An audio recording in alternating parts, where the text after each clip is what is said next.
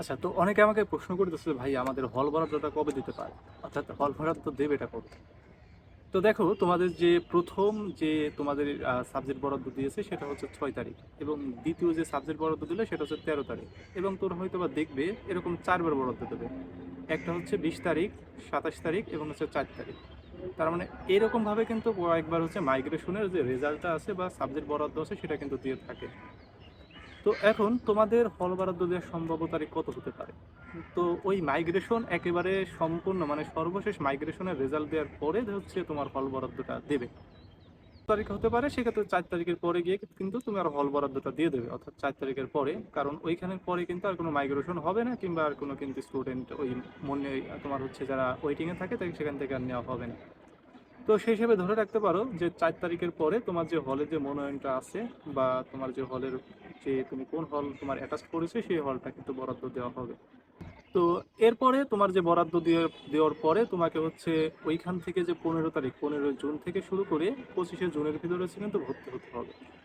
এখন বলতে পারো যে ভাইয়া এখানে তো জুন মাস তো পুরোটাই বন্ধ থাকার কথা, বা এই জুনের 15 থেকে জুনের 25 পর্যন্ত তো 17-18 থেকে ঈদ হওয়ার সম্ভাবনা আছে, তো সেক্ষেত্রে কি আমার ওই ঢাকা ইউনিভার্সিটির অফিস কি বন্ধ থাকবে না? হ্যাঁ, থাকবে। কখন থাকবে? ঈদের আগের দিন, ঈদের দিন, ঈদের পরের দিন, অর্থাৎ এইরকম আশেপাশে, অর্থাৎ ঈদের আগে আর পরে এইরকম ভাবে 2 থেকে 3 দিন বন্ধ থাকতে পারে। আর বাদ বাকি সকল দিন হচ্ছে অফিস খোলা থাকে। তো সেই হিসেবে যেহেতু তোমাদের এই ডেটটা দেওয়া হয়েছে, তার মানে অবশ্যই অবশ্যই ঢাবি প্রশাসন অফিস খোলা রাখবে।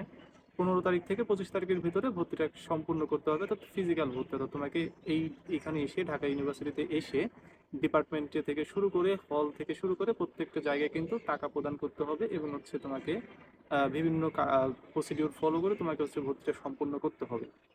এবং তোমরা হয়তো বা ওই বিজ্ঞপ্তিতে আরো দেখেছো যে আগামী 1 জুলাই থেকে তোমাদের হচ্ছে সকল ইউনিটের, অর্থাৎ যারা ফ্যাকাল্টি অফ বিজনেস স্টাডিজ আছে, তো তাদের কিন্তু প্রত্যেকেরই 1 জুলাই থেকে কিন্তু ক্লাস শুরু হয়ে যাওয়ার সম্ভাবনা আছে, বা ওইখানে লেখা আছে যে ক্লাস শুরু হয়ে যাবে।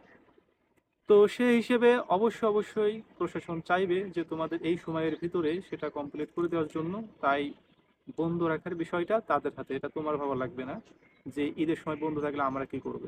তো তোমরা ঈদের দিন আসবে না, মানে ঈদের আগের দিন আসবে না, ঈদের পরের দিন আসবে না, আর ঈদের দিন আসবে না, এই 3 দিন বাদে যে কোনো একদিন আসলে তোমরা তোমাদের কার্যক্রম শেষ করতে পারবে। সাধারণত একদিনে এই ঢাবি ভর্তি কার্যক্রম সম্ভব হয় না, তোমাকে হচ্ছে এইখানে এসে 2 দিন সময় লেগে থাকে। তো সেক্ষেত্রে তুমি অবশ্যই একটা সময় নিয়ে আসবে, এবং এইখানে অবশ্যই থাকার মতো একটা ব্যবস্থা তোমার থাকতে হবে।